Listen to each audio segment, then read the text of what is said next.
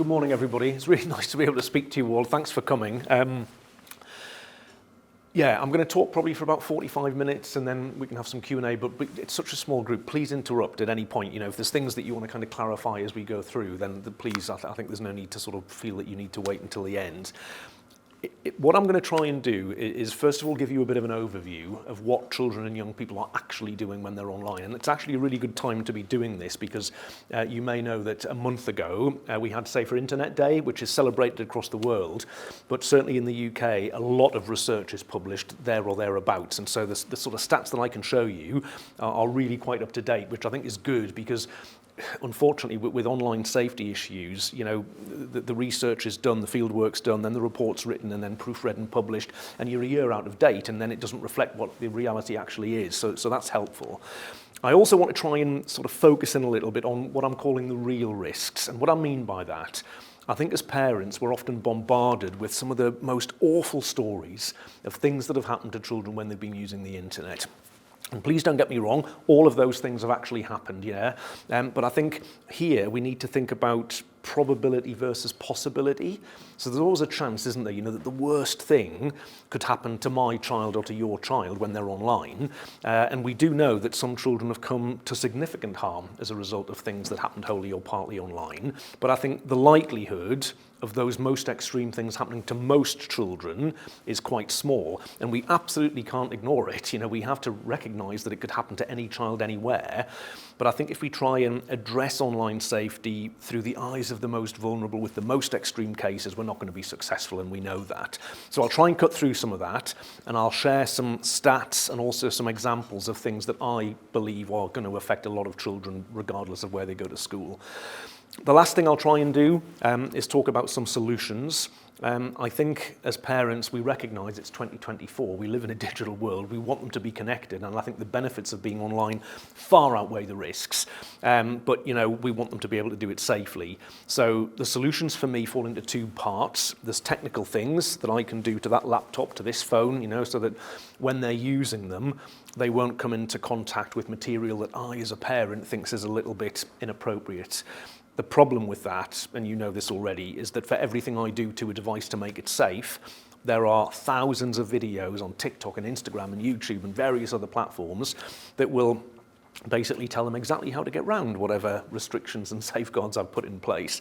And that is what it is, but I think the biggest challenge we face as parents is probably when our children go to somebody else's house, whose parents might be filtering and checking and keeping an eye on things, but they're not doing it in the same way that you are or that I am. And I think for that reason, our children are going to come across content that we'd probably rather they didn't, and I think they're going to come across it a bit earlier than we'd like to think they would. And that brings me to the second part of the solutions, because I think when they do come across that challenging content, when it bothers them and causes an issue, we'd like them to be able to come and talk to us about it. And I know it's very easy to stand at the front and say, just talk to your children, that's all we need to do, we can have another cup of tea and go home. I know it's more complicated than that, and I will talk about ways that we can have those conversations as we go through. So that's the plan. I hope that sort of meets with what you were expecting, and it's obviously being recorded, so you could look again later on if you wanted to, but I've also put together a PDF which has got links to everything that I'm going to share, all of the latest research and things like that, and I'll make sure that Mary has it and it can be sort of sent out. So I thought I'd start with some of the Ofcom research. This is from last month, so this is really quite up to date, and what you're looking at here, these are the percentages of the different ages of children who happen to follow personalities and influencers on specifically TikTok and YouTube. Let me just say, I'm not suggesting that all influencers are bad news, because of course they're not. There's some very positive role models. I remember I was in a school, I think it was the back end of August, and I was doing some training for the staff. And it was another senior school actually, and one of the teachers said, my daughter actually got the A-level grade that she got partly due to people that she was following on TikTok, and you can imagine there was a lot of and she said, genuinely, she said, first of all, there were quite a few people who were giving tips about how to revise more smartly, and make better use of your time. And she said, but she found some people who were just really good at talking about subject knowledge, and it was just in a way that she found easy to access and to digest. That said, there are people who are not necessarily providing the best advice and guidance and support, and you can see by the time they're here in the senior school, it's nearly half of them who are following influencers. I think we worry about people like Andrew Tate. I think he's been in the news a lot again recently. My concern with that sort of content is that he was very clever and manipulative in the way that he used the tech, and I think the government guidance actually to schools was don't mention his name, but that was exactly what he wanted people to be saying, so that everything was silenced. And I've spoken to a lot of teenage boys in particular who've said to me, I really don't agree with the nasty misogynistic stuff that he says. However, some of the things he says about men's mental health and speaking out when you've got a problem, you can't really fault that. And actually, I've watched a lot of his videos because I needed to be able to respond. You can't fault those things. However, as adults, we make no mistake about the fact that that's very cleverly done, because when you watch the kind of positive stuff, you're giving airtime to the challenging stuff. And I think what we know is that teenagers especially, they can very quickly become desensitized, and of course the algorithms on these social media platforms will think, oh, that's what he's interested in, let's give him more of the same, and then you're in a bit of a echo chamber, I guess, where you're not getting any opposing voices. So I think we have to challenge that. And what you're looking at on the screen here is something that I've only really become aware of in the last 8 months or so. It's been this academic year predominantly. A lot of young people are following fitfluencers. So these are the people who sort of give you advice about how to kind of exercise in a sort of smart way. They talk about diet and kind of mental health and things like that. But this research, and there's a link on the PDF, almost 2/3 of the 100 most popular fitfluencers, as they're called, were actually giving advice that could be harmful to your mental and physical health. And I was in a school 2 weeks ago probably, and they'd specifically said, we've got a really big problem with girls in particular who are following these people. So I did a bit of a session with year 9, and this girl said to me, she said, oh, I know you've got to be really careful. There's some really dodgy people out there. And she said, but I just don't follow anybody. She said, I'm quite careful about who I follow. And I said, well, that's really good. Just tell me what you do. And she said, yeah, I only follow people who have millions of followers, because if you've got millions of followers, you must be kind of providing the right advice. So we had a conversation, and she got it, she understood, and we talked about how you need to be a bit more critical, and she sort of said, well, what can I do, how can I, and I said, well, you could look to see if they've got, a professional qualification, or if they're affiliated to a professional organisation, and then you could also check that they actually are affiliated to a professional organisation rather than just putting that in their bio. And we had a really good conversation, but I think too often they think that kind of reliability is based on the number of likes and followers. They see that as a metric which judges sort of, how safe something is, which clearly isn't good. If we think about social media, and I'm going to talk quite a lot about social media because I think it's one of the places where they do experience the harmful content. So these are the 2023 figures and also last month's 2024 data from Ofcom, looking at the percentages of children of different ages who actually have their own social media profile. It's not just that they use it, they have their own profile, which I know is astonishing when you look at the younger years. The other thing I need to tell you is that up to the age of 7, in the research, it's the parents, not the children, who answer these questions. So it's not a case of the 5 to 7-year-olds saying, oh yes, I use TikTok to try and look a bit cool in front of their friends. It's the parents saying, yes, they're using TikTok. And it's interesting when you compare the 2 years, because there's been a slight reduction actually in the older children who are using social platforms, but quite a significant rise, and I think that's partly because the younger children are getting devices earlier and earlier. But I do worry because these platforms are platforms that you're meant to be 13 to use, so they're not things that are made for 5 to 7-year-olds. And in terms of what they're using, when they get older, this is the 12 to 15-year-olds, and I'm sure it doesn't surprise you that it is TikTok and Snapchat and Instagram that are really popular, but there's a breadth of other things as well. And when you move to the sort of 6th form group, it goes up to 95%. And what we do find then is that if you're not in that space, you're very much in the minority, as you can see. And I talk quite regularly to children, sort of year 11, 12 and 13 who will say, I really don't want to be on social media. I just don't get it. I don't want to be part of it. However, reluctantly they'll say they've had to kind of give in and they've maybe got something on Snapchat or Instagram, probably not TikTok, because they just feel that if they're not in that space, they're not aware of what's happening. They're missing out. They're not part of the conversation. which I think is sad that you feel pressured to kind of be in there, even if you don't want to be. But it is interesting. If I just flip back, you can see that kind of TikTok with the 12 to 15s really sort of rules the roost. But then you see that Snapchat and Instagram take over. And that's a throwback, just, you know, how quickly things change. Because I think when these folks were kind of 11 and 12, TikTok, you know, it was around, called Musical.ly back then, but it wasn't as popular as it is now. So they've spent more time on these platforms, which is interesting. The other thing I wanted to say here is you see that 17% are using X, or Twitter as we used to call it. Now, the Children's Commissioner did some research last year into pornography and children's exposure to adult content. And one of the questions that she asked was, where do you access adult content? And they absolutely said Pornhub and RedTube and, you know, the adult sites. But the number one place above anything else where they accessed it was Twitter or X. And that's because it's not banned on there. You know, you're not allowed to have it on TikTok, Snapchat or Instagram, but it is allowed on X. And my point is, the 17% or the 10% of the younger ones, if they're using that platform for very legitimate reasons, they may well be exposed to the harmful content as well. And it is pretty extreme what you can see on there. Just since we talked about the research, I just thought I'd share a little bit more on it. So the percentages at the top right-hand corner, they are the percentages of the different ages of children who've already seen pornography, and it goes up to 64% of the 16-year-olds. The reason I've put those up to 13 there is because it's widely accepted that those percentages are going to be lower than the reality, because, you know, even if somebody says to you, this research is totally anonymous, nobody is going to know what answers you give, you know, please feel free to be kind of honest with us. You have to be pretty confident if you're an 11-year-old who sneakily looks at pornography when your parents aren't around to say that you do that, because you probably think somebody's going to find out and you're going to get into trouble. So that's a worry, you know, that those are lower than the reality. But I really do worry about the bottom right, where you've got 79% who by the age of 18 said the pornography that they'd seen was violent pornography. And the Children's Commissioner made a comment on this. And she said, you know, an awful lot of parents understandably think that pornography today is akin to what they might have heard about or maybe even saw in a magazine on a top shelf in the newsagents, you know, when they were at school.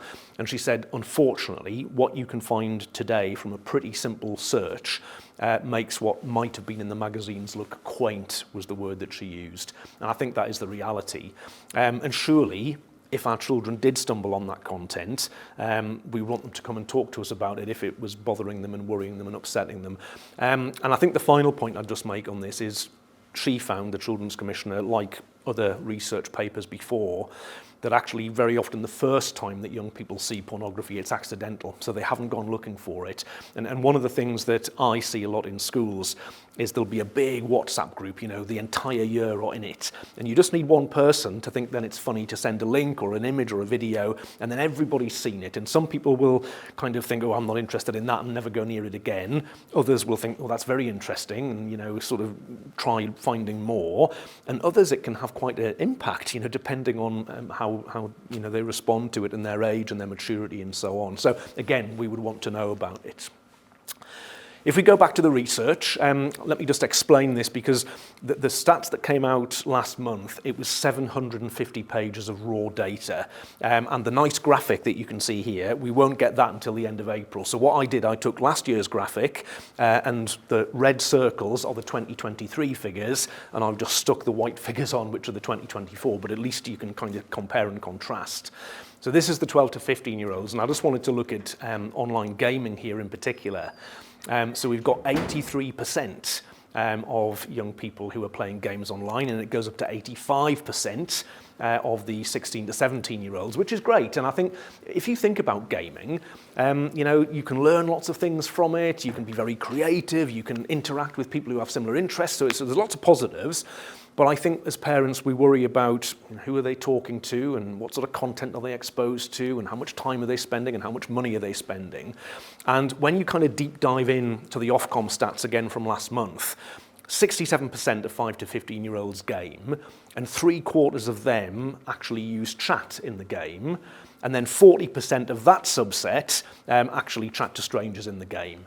And if you kind of roll the clock back 20 odd years ago now, when we first started talking to young people about staying safe online, we gave them some quite blunt messages, actually, when you look back. One of them was, don't talk to strangers online. Well, you know, they are talking to strangers online, and I'll come back to that in a second, because I don't think it's necessarily a problem. It can be, but it isn't necessarily a problem. We also used to say things like, don't give out any personal information online. And I know why we did that, but actually you can't do anything online today without giving a little bit of personal information away. So it's about being a bit more nuanced, I suppose, in terms of what they can and can't do.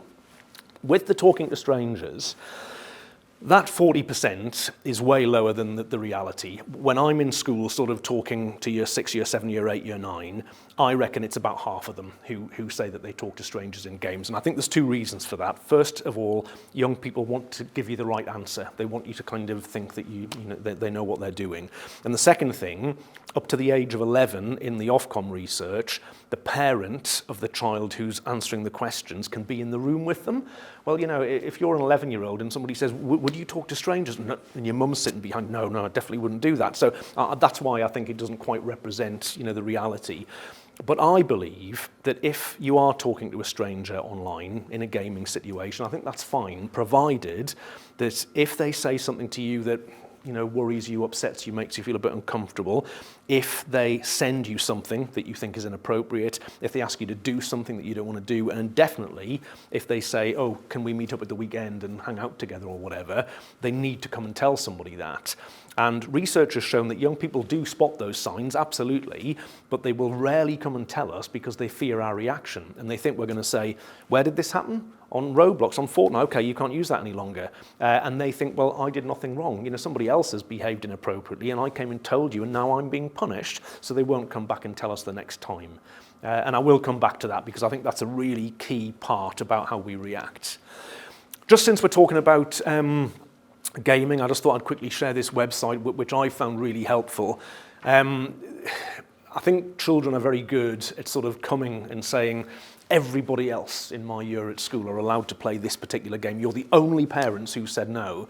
And we know that that isn't true. But I think the challenge is, you know, I don't always know what these games are about. You know, there's so many of them. And they'll always paint a slightly rosier picture than perhaps it is. So familygamingdatabase.com, you can search on a particular game title. I typed in here Grand Theft Auto. And it tells me straight away that it's an 18. And it tells me why it's an 18. There's then a really good, balanced overview of what the game is like. It's not sensational, it just tells you what you can expect. There's always a video that shows actual gameplay, which I think is really helpful because, you know, you can look at that and think, well, how would my son, how would my daughter respond to that? You know, is it a bit graphic? Is it going to scare them? How will they deal with it? But for me, the best bit is this, because they provide alternative suggestions. So games which are like the game that your child wants to play, but actually suitable for a 3-year-old or a 7-year-old or a 12-year-old. And the feedback from young people has been that actually the alternative suggestions are really, really good. So in the case of GTA that I've, you know, put up here, hopefully, you know, a 10-year-old who wants to play that is interested in the fast cars and driving and stuff. So they can still do that, but there aren't any drugs or prostitutes, you know, which is a really good thing. And I'm not naive enough to think that we could go and say to a group of 15-year-olds, well, you can't play GTA or COD, but you could play Crazy Taxi instead. You know, they're probably going to laugh at you. But I do think when our children are younger, and certainly within our own homes, we might be able to suggest one of these other things and it just, you know, keeps them happy for a bit longer. So the next bit, this just gets me to the second objective, which is where I said I want to try and really focus in on things that I believe are going to affect a lot of children, regardless of where they go to school. So the two stats that I wanted to give you to sort of set the scene here. The first one was the Children's Commissioner again, and last year she found that 45% of 8 to 17-year-olds had seen stuff online that they believed, the children believed, was inappropriate or it made them worried or upset. The corresponding Ofcom figures from last month, 28% of 8 to 11s, 34% of 12 to 15s, and it's not on the slide, but 35% of the 16 and 17s had seen something worrying or nasty online in Ofcom's, you know, words. I think there's a couple of things to say about that. The first one is this was self-reported in both cases. So there could have been things that we as parents were really quite concerned about, but the children didn't think it was harmful. They didn't report it because they didn't see an issue with it. And then the second point is, what's happened to the 34% of 12 to 15s who saw something worrying or nasty? Are they still worried? Are they still upset? Did they get some help? Or actually is this an ongoing problem that we really need to tackle because it's having an impact on them? If you look at another piece of research, this was Nominet's Digital Youth Index, which comes out every November, so again, it's reasonably up to date. And what you're looking at here are the different types of online harms and how many children have experienced them. So 76% of this group have experienced at least one of these harms. And you can see along the bottom, I'm sorry it's so small, but the range of things, so, fake news, bullying, being asked for sexual images, stuff around self-harm and suicide. And I think, unfortunately, in almost every case, there's been an increase between 2022 and 2023, which isn't great.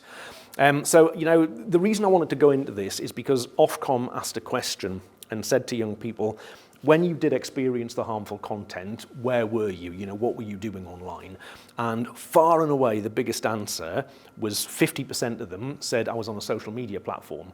12% was the next most popular, which was email, which is interesting. 1% said I was in a gaming environment. So despite the horrible headlines with gaming, that is not where this sort of thing is happening. Please don't get me wrong. I think there's a lot of offensive language and people can be a bit unpleasant in gaming, but the harmful stuff that really affects their kind of mental health and well-being, that really is social media. And I think when you talk about social media and the harm it can do, I think you can't fail to kind of talk about the tragic story of Molly Russell, and you're probably familiar with this, but if you're not, back in 2017, Molly was 14 years old, and she sadly took her own life. And the coroner's report that came out just over a year ago now said social media content had contributed more than minimally to her death, which is an astonishing thing to say. And what is interesting is that there was a foundation set up in Molly's memory called the Molly Rose Foundation, and in November just gone, they actually published their own research, which I'm going to quickly show you a little bit of in a second. But basically what they found is that actually, 6-7 years on from Molly's tragic death, the tech companies are still pushing harmful content to very, very young children, which is totally unacceptable.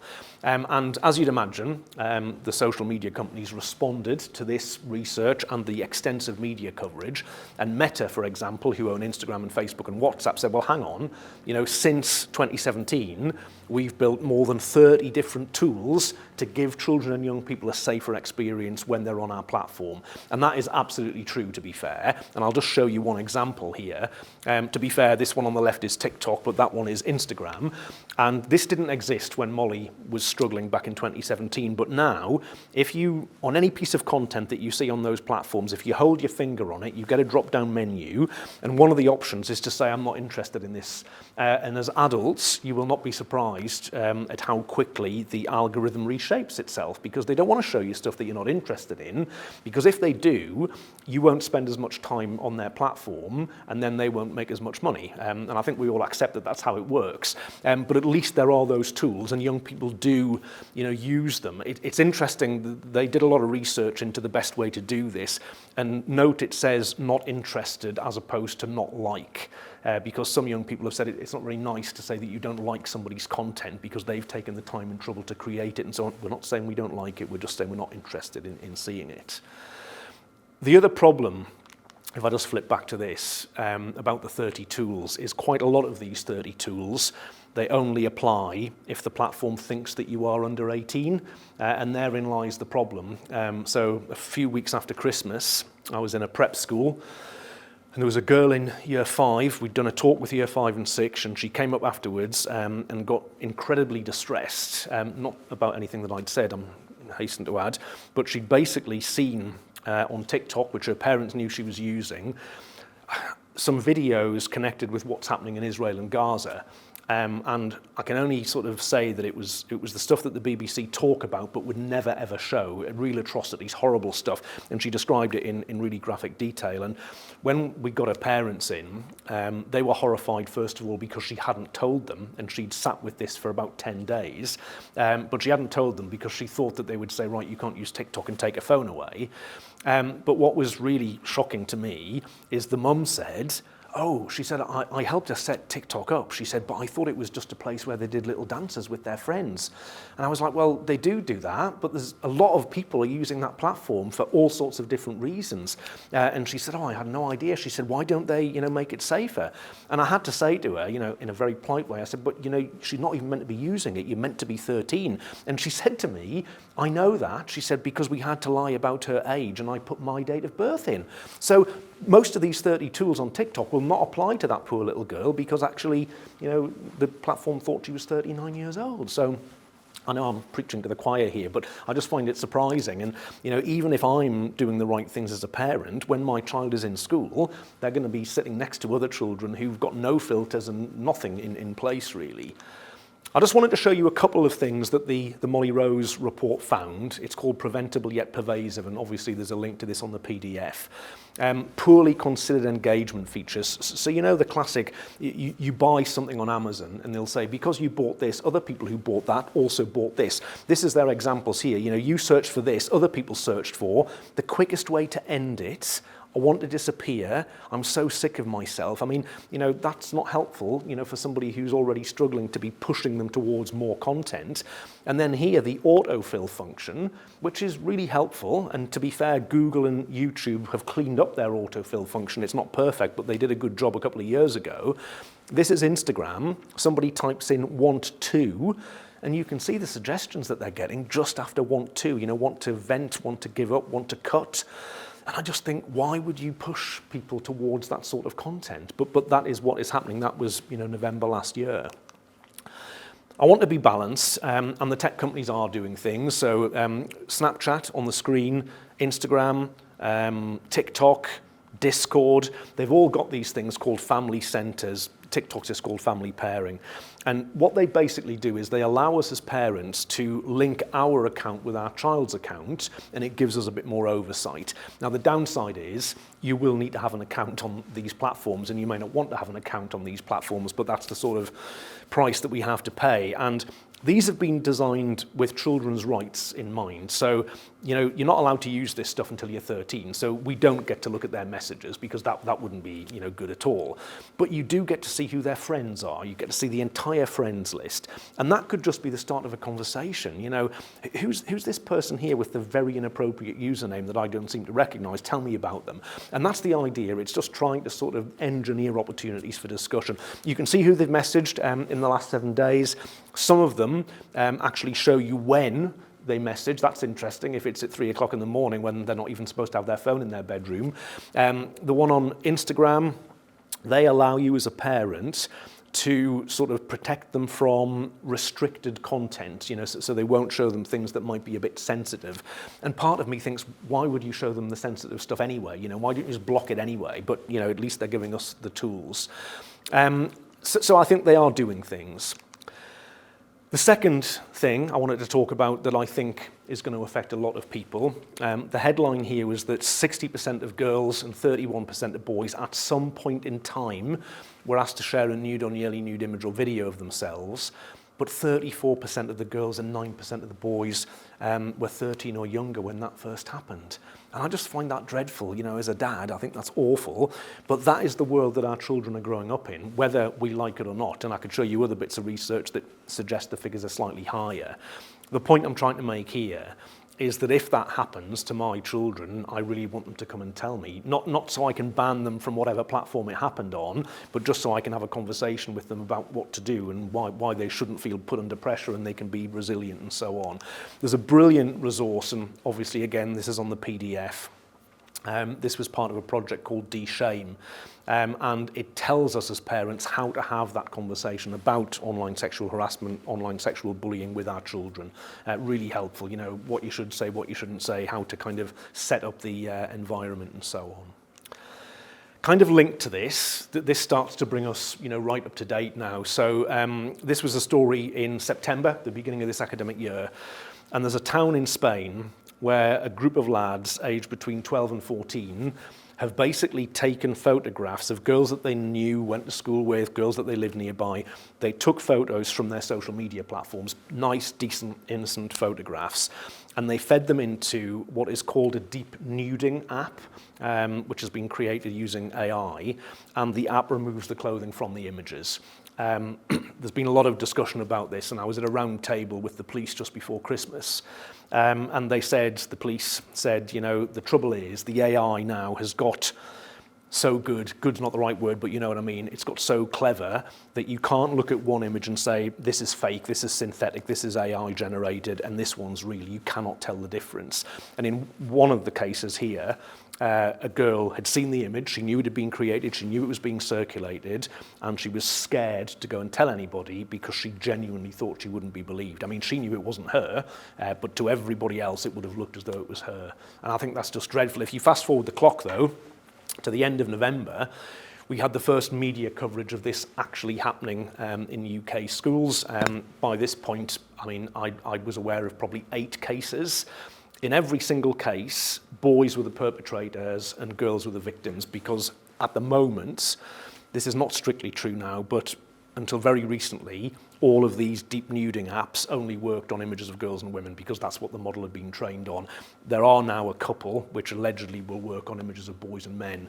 And I just think it's important to say, in all the other areas of online safety, if I just flip back to that for a second, excuse me, boys are still victims as well. And I think we've got some real problems where a lot of the media coverage gives the impression that girls are always the victims and it's always the boys' fault. And that does not encourage, boys to kind of come forward and say that, they've got a problem. So in the 8 cases that I've been aware of, 6 of them were very similar to Spain. It was boys and the girls were the victims. In 2 cases, it was actually female teachers at the school. And they took images from the school website or from Facebook and then, denuded them. A bit of good news here. This is last Sunday, and the Labour Party said, actually, we're going to look at proposals to actually make these apps illegal. I think, well, absolutely, why are they there in the first place? And when we did ask this question, one of the big search companies, who I won't name, they said, well, the tools themselves aren't illegal. Okay, I guess the tools aren't illegal, but if you're using them for that sort of means, make it more difficult to find and so on. The last thing, again, in terms of things that I think are going to happen to a lot of people, is something called sextortion. Do excuse me. And sextortion's been around for quite a while now. But just in it's probably the last 12 months, there's been a massive global spike in sextortion targeting teenage boys. And basically what sextortion is, you'll get a friend request, usually on Snapchat or Instagram, so not some dodgy site that you've never heard of. These are the kind of percentages. And if you accept the friend request, you'll very quickly be sent, if you're a boy, you'll be sent naked photos of a teenage girl and you'll be asked to reciprocate. Now, if you do reciprocate and send something back, that is when the blackmail, the extortion bit of the sextortion actually starts. And basically someone will say to you, okay, we've got this image of you now. If you don't pay us a certain amount of money, we're going to send this to all of your friends. And they'll often put next to the image a kind of screenshot of your contact list, because of course they've got that because they're friends with you. And they'll say, you need to pay the money, otherwise we're going to send it to everybody. It'll be up online, you'll be massively embarrassed. And I'll just give you a quick example. Another independent school, only 5 weeks ago, boy in year 10, this had happened to him. Excuse me, I'm so sorry. And he shared an image, a couple of images, because he believed it was a teenage girl who was interested in him, and she'd sent pictures to him. And he paid just under £1,000 to this criminal gang to say, don't share the pictures. And of course you are not surprised to hear me say that they said, well, the terms have changed, because they'd seen that he was paying and they asked for more. And fortunately, he went and told his friend and said, I can't pay, what am I going to do? And his friend, thankfully, said, even if you could pay, you cannot pay them any more money, because this will never end. They're going to keep asking for more and more and more. We need to go and speak to somebody at the school. And this poor lad said, you can't tell anybody, you know, this is so embarrassing, please don't tell anybody. And his mate, in my view, did absolutely the right thing and went and spoke to somebody at the school about it, who was amazing apparently. And the boy who'd sent the images, when I was speaking to him, and he said to me, please share my story, he said, I can't even begin to tell you how embarrassing it was, first of all, to have to tell my mate, because I thought he was going to take the mickey out of me and laugh at me, and he didn't, which was great. He said, but then I had to tell my housemaster, then I had to tell my parents, then I had to tell the police. And I remember distinctly, he said to me, I just wanted the ground to open up and swallow me. And that is exactly what these criminal gangs, because that's what it is, that's exactly what they're banking on happening, that we'll be so embarrassed about it and we'll think it's never happened to anybody else and everyone's going to laugh at us, so we'll just pay the money. And the police tell me that this is organised crime, usually criminal gangs not located in the UK. They use AI to ping out those initial requests to thousands of people. And then they have real people who work in teams around the clock on shifts to kind of go in and sort of try to reel you in. And what really bothers me about this is that we've had instances like this. This was just last month that this hit the headlines, but that is a guy from Whitgift School in South Croydon, another independent school, and he was a brilliant pupil, and he was in lower sixth, and he took his own life because this had happened. So I think what we have to do is really make sure that young people understand that this is a thing, and actually it's happening to loads of people, and they're a victim, and they've done nothing wrong, and that they can come and speak to somebody. I think that is the danger, that we often think, and I'm sure I'm as guilty as anybody else, oh, that wouldn't happen here, you know, that wouldn't happen at Cheltenham College. And honestly, I've been to so many schools in the last 12 months, all over the country, all different types of school, and they've all said, oh, we've had cases where this has happened, because it's so widespread. I mean, just here, the kind of increase in, you know, percentages across different police forces, Greater Manchester Police, 2,700% increase. And I was in a meeting earlier on this week with the police and the Internet Watch Foundation and some of the children's charities. And there's actually going to be something happening just after Easter, you know, to kind of nationally kind of alert people to this problem. And I think we mustn't overreact to it, but we really want young people to feel that they can come and tell us. And I think it's so important that, you know, that we don't sort of victim blame. Our reaction when they come and tell us is so crucial, because there are other instances, sadly, where people have felt there was no way out. And I won't go into great detail, but there's some tools. Mary will be very familiar with them. One is called Report Remove, one is called Take It Down, and they help you to remove the images if, you know, they do get put up online. But what is really helpful is that they do something to the image. They basically hash the image, they give it a digital fingerprint so it can't be reshared. You know, so there are things that you can do. But yeah, it's a horrible, horrible thing. Let me get to some solutions now. Yeah, definitely get to some solutions. I think children and young people haven't fundamentally changed over time. I think they've got very different kit to play with in 2024 from the things that I might have had when I was their age. But they're doing things that children have always done. And when I was at school, some children looked up rude words in the dictionary. Now, maybe that was only in my school, but lots of you are smiling at me, so obviously it wasn't. And, you know, I think if children did that, they were met with a very dry, dull, uninteresting definition. I think half the time they didn't really understand what they were looking at, but somebody had dared them to do it, and they were sort of trying to look a bit cool in front of their mates, and it was part of growing up. They're still going to do it today, in 2024, but now, of course, they will use a device and a search engine. And then the obvious point is they won't just get words back, they'll get images and videos. And depending on how good my filtering is, that really could be quite extreme. If they do come across the harmful content, whatever it may be, we would so want them to come and talk to us, you know, as you say, so you can kind of put the right support in place. Sadly, this was a piece of research with just under 40,000 8 to 17-year-olds across the UK. 2 in 5 didn't tell anybody about the worst thing that happened to them. And when we asked them why, that is what they said. They're embarrassed, you know, they're worried they're going to get into trouble. They think we're going to take the device away. And I think the penultimate bullet point, worried about being called a snitch, is a really big challenge in senior schools and secondary schools, because there's almost this code, you know, you just don't tell tales. And going back to the images that we were talking about before, unfortunately, there's quite a bit of coercion amongst peers as well. So often it's people that they know sending pictures that they shouldn't be sending to them, or saying, will you send me something back? And whilst young people don't like that, they don't want to have their friend expelled from school or something like that. I had a case a couple of weeks ago. This was really sad. girl in year 11, a boy that she knew and had been in a relationship with was really coercing her and putting her under pressure to send some images. And when she did, to kind of shut him up, he shared the images and threatened to share more images and things like that. And she didn't tell anybody because she said to me, the school are constantly telling us that if you send images like that, it's illegal and you can get into loads of trouble. And it is illegal in the eyes of the law, but in that particular case, that girl was a victim, and what they were more interested in is why this guy was putting her under pressure and coercing her and so on. And yeah, you know, so the whole messaging around this is hard. I mean, I spoke to somebody recently as well in a school who was scared to tell somebody because she thought the school would want to look at the image. It's the last thing that Mary wants to do, you know, and I think we've got to be really clear with them. I think sometimes as adults we don't think in the same way that they do, and you know, why wouldn't they think that perhaps the teachers would need to look at the image? So you know, we've got to rethink the way we do this.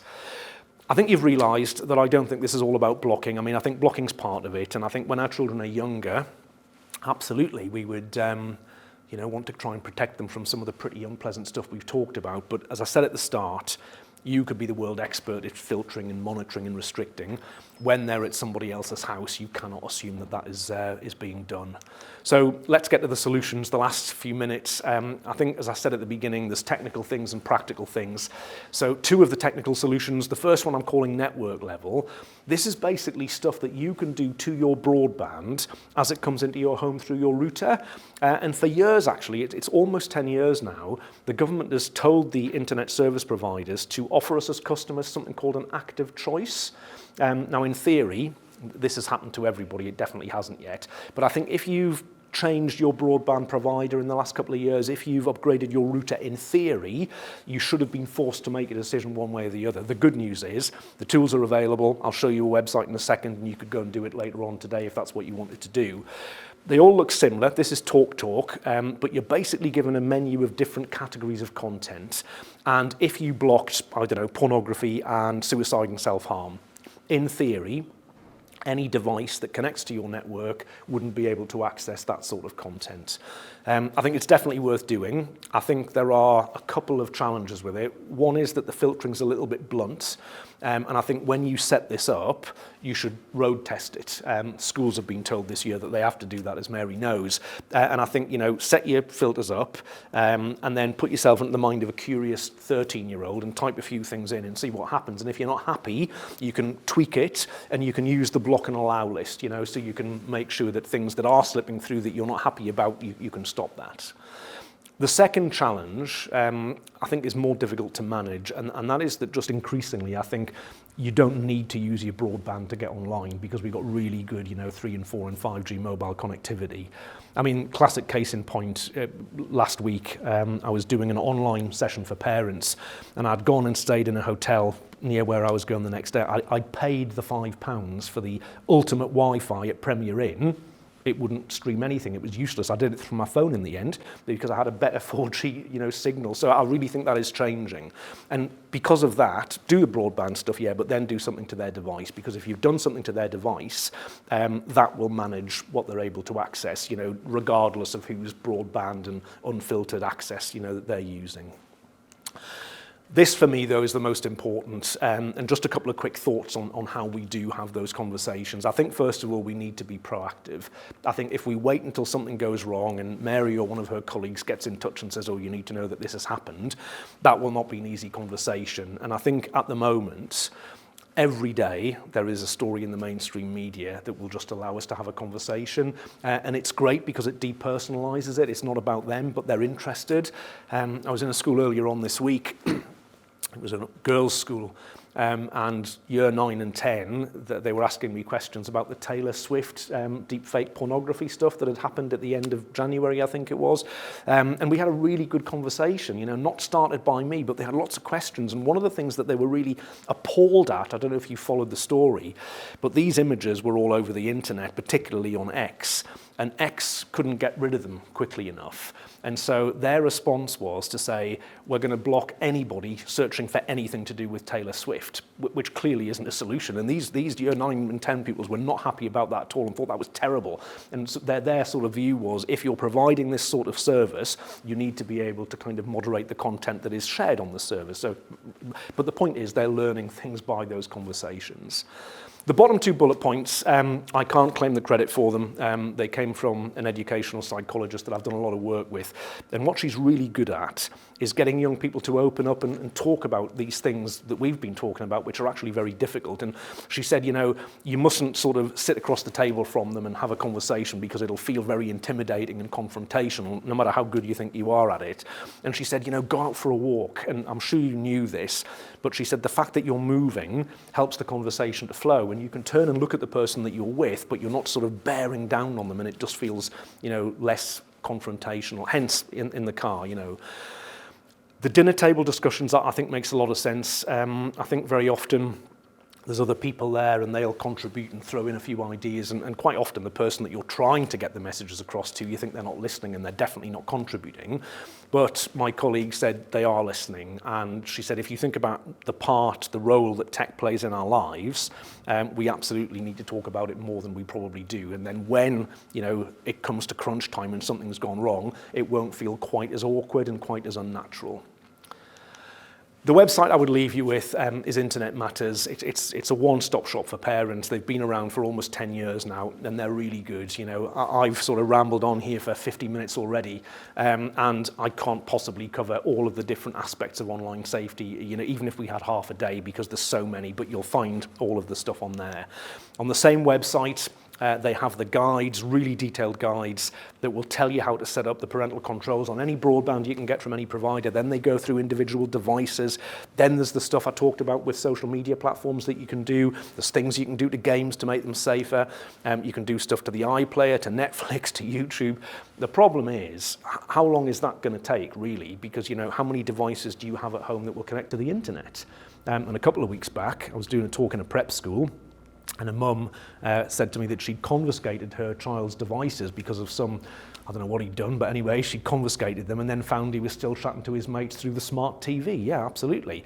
And she said, oh, yeah, I didn't really know that you could do that. But, you know, so you know, even if you do it all, it's not happening everywhere. You know, other people aren't doing this, you know. 5 people have come this morning, and I'm so pleased that you have done. And I know that there's probably very legitimate reasons why other people haven't come, but Ofcom reckons 50% of parents have done nothing to their broadband to make it safer and done nothing to their child's device to make it safer, hence the need for the dialogue. So that is the last slide, you'll be pleased to hear. And the quote at the top is actually the Chief Medical Officer. And she's just making a really important point. You know, we need to be aware of what our children are doing, because we like to think we're aware of what they're doing when they're out there, you know, doing things with their mates. And we don't always know, I appreciate, but we mustn't be too intrusive or judgmental. So just because I don't get the attraction of Snapchat or BeReal or Instagram or TikTok or whatever, it doesn't mean that it's completely worthless. And actually, there's a lot of stats that say they get a lot of positive things from it as well. I think if I was to leave you with one of the bullet points, it would be the bottom one, really. And I think if they do come and tell us that something's gone a bit wrong, I think our reaction is so important. And, you know, even if it was partly their fault, we still mustn't overreact. And I'm not saying there shouldn't be a consequence. They would expect a consequence if they've, you know, messed up a little bit. But what we want to hold on to is the fact that they decided to come and talk to us about it, rather than sort of managing on their own or not telling anybody or getting into a real sort of mess. And I want them to come back the next time. That's the important bit.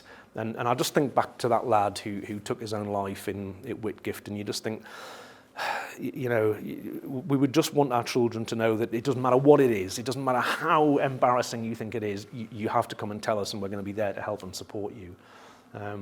And I think the point that you made, it can happen. You know, I think there's a real risk when we talk about these things that people think that wouldn't happen here, but honestly, you know, it can.